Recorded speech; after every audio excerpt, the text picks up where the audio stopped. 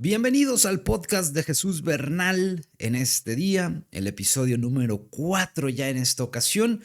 Y hoy quiero platicar con todos ustedes de un tema que preocupa mucho a la afición y por la cual preguntan bastante. El delantero. Siempre se ha escuchado en el equipo de las Chivas, es que deben de traer un delantero matón, es que deben de contratar un delantero matón. Es que Chivas necesita tener ese 9. Pero acá la pregunta para mí sería, ¿y en realidad existe ese 9 matón que necesita el equipo de las Chivas? ¿Qué piensan ustedes? ¿Quién les gustaría? Déjenlo en los comentarios.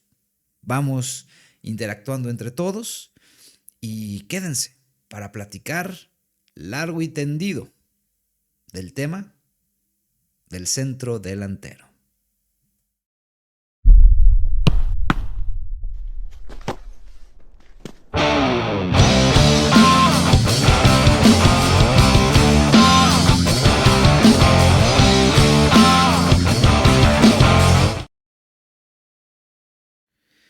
El mercado de fichajes se acerca y cada que esto sucede y cada que viene esta época, siempre es la misma cantaleta, digamos, la misma ilusión por parte de la afición del Guadalajara.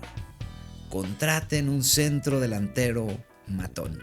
Esta frase tengo escuchándola años, muchísimos años. Y en realidad los delanteros matones que ha tenido el Guadalajara en los últimos tiempos han sido 2 o 3 tal vez. Y 2 de ellos surgieron de la cantera. Uno es Omar Bravo, goleador histórico del club, y aún así tardó muchos años en llegar a esas marcas. El otro es Chicharito, que tuvo un paso fugaz, pero tan bueno que le valió para irse al Manchester United. Y el último fue Alan Pulido, que no sé si ponerlo al grado de un 9 matón, porque era un futbolista que ayudaba mucho más en la elaboración de las jugadas, aunque al final terminó consiguiendo un título de goleo. De hecho, los 3 fueron goleadores con el equipo de las Chivas. Los 3 sacaron título de goleo con la escuadra tapatía. Pero después de ellos, y antes de ellos, se ha vivido una penumbra terrible en ese sentido.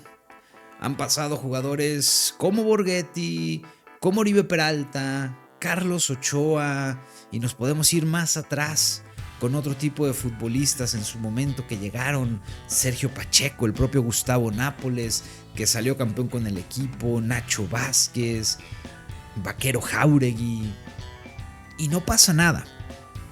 Entonces aquí es donde yo pregunto, ¿en realidad existe ese 9 matón? ¿De dónde lo va a sacar o lo va a conseguir el equipo de las Chivas? Y es un tema para reflexionar definitivamente. A ver, si revisamos la tabla de goleo, que se las pongo aquí en pantalla, de esta apertura 2023, nos encontramos con que los 3 primeros goleadores son Harold Preciado, André Pierre Gignac y Carlos González. Ahí empatado con ellos aparece Ángel Sepúlveda, que dicho sea de paso ya pasó por Chivas y no ocurrió mucho con él, casi ni jugaba en el equipo tapatío. Vamos más abajo, está el Chino Huerta, que no es un 9, pero que está haciendo goles en Pumas. Luego viene Guillermo Martínez, que ya pasó por Chivas, y ya después son una cuota de extranjeros del América, Bruneta y Funes Mori, que pues lo tenemos que descartar. No es un 9 para el Guadalajara porque es naturalizado. Entonces cuando revisas esa tabla y te das cuenta que los 3 jugadores mexicanos por nacimiento que tienen más anotaciones ya pasaron por el Guadalajara, te preguntas, bueno, ¿y entonces qué sucede? ¿Por qué no pueden hacer goles estando en el equipo de las Chivas? ¿Por qué detonan en otro lado? ¿O qué ocurre, no? ¿Qué ocurre? Y es algo que hemos visto constantemente, no solo con ellos. A lo de Sepúlveda hoy es sorprendente con las 9 anotaciones, y yo no dudo de la calidad que tiene el muchacho, pero en su momento en el equipo del Guadalajara no lo hizo bien. A ver, aquí hice un listado, que lo tengo aquí en esta hoja, con nombres de delanteros de la liga. Y me gustaría que ustedes me dijeran si alguno de ellos les gusta para Chivas, porque desafortunadamente es lo que hay, no hay más. Martín Barragán, Memo Martínez, Roberto de la Rosa, el Gacelo López. Ninguno de ellos, a excepción de Memo Martínez, aparece entre los primeros 20, 25, es más, ni siquiera entre los primeros 30 goleadores de la liga. Lo que nos comienza a dar muestra de que este puede ser un mal endémico del fútbol mexicano. Que lo es, lo sabemos. Ahí está clarísimo. La poca generación de delanteros que tengan esa capacidad de ser goleadores. Son muy pocos los que ha sacado este país y evidentemente Chivas lo padece cuando va al mercado a tratar de encontrar esta posición. Me parece muy interesante, por ejemplo, lo que hizo Fernando Hierro en este torneo, que sorprendiendo absolutamente a todos, fue al mercado de la Liga de Expansión y de ahí sacó a Ricardo Marín, que ya había tenido experiencia en primera con el equipo de América y Mazatlán, pero que sea como sea, se atrevió a traer a alguien del ascenso a Chivas y hasta ahora ha dado unos resultados, dejémoslos como interesantes, en la cuota goleadora, porque me parece que en el fútbol es bueno. Y si volteamos a Liga de Expansión, ahí sí vamos a ver delanteros mexicanos que están brillando en la división de plata. Y acá les pongo en pantalla. Luis Salvador Razo de Mineros hizo 10 goles en este torneo, un gol cada 96 minutos, o sea, trae un promedio altísimo, mete gol casi por partido Luis Salvador Razo. Nos metemos ahí a su ficha como futbolista en la página de la Liga de Expansión. O sea, ya tiene 29 años, nació en Irapuato y dentro de su carrera pues la ha hecho en el ascenso, Celaya, Irapuato, Tlaxcala, los propios Mineros, y este ha sido su mejor torneo. Imagínense, 29 años ya es grande. Luego vemos aquí a Julio César Cruz de Alebrijes, 9 goles en este torneo. Revisamos la ficha de Julio César Cruz, 27 años, o sea, no es ningún joven ya. 9 goles en este certamen, más de 1000 minutos, y él tuvo oportunidades en Rayados de Monterrey. Ahí se formó, ahí estuvo, no la pegó, terminó en los Alebrijes de Oaxaca. Después está Edson Rivera, viejo conocido en la UDG. Luego está el argentino Luciano Nequecaur. Y luego ya vienen jugadores con menos goles, pero también mexicanos, ¿no? Daniel Lahoud, Juan Cristian Blanco, Jesús Francisco López, Mauro Pérez, todos ellos con 6. Entonces, pues nos damos cuenta que la triste realidad es que muchos de los atacantes mexicanos terminan ahí, en la Liga de Expansión.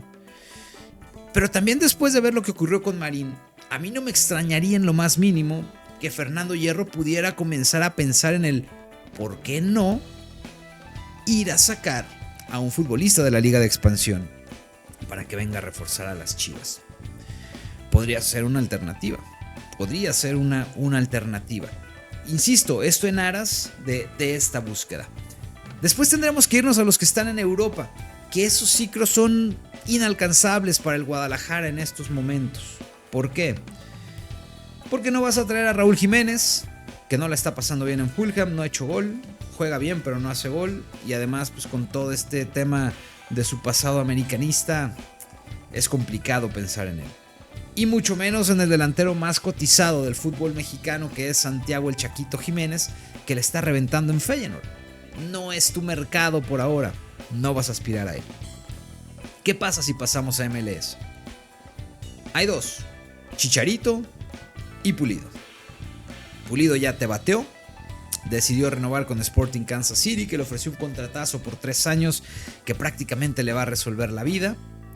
Y en el caso de Javier Hernández, se ha especulado mucho en los últimos días, se ha hablado bastante de este tema, pero yo no estoy tan seguro que Javier quiera venir al equipo del Guadalajara por los múltiples compromisos extra que tiene Chícharo a estas alturas.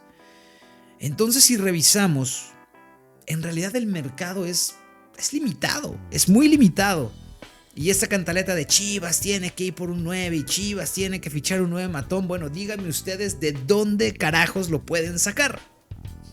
No hay un sitio, no hay un lugar de donde Chivas pueda ir y comprar un 9 que le venga a resolver su problema de gol en una posición, porque en realidad los goles en Chivas están repartidos entre todos los futbolistas.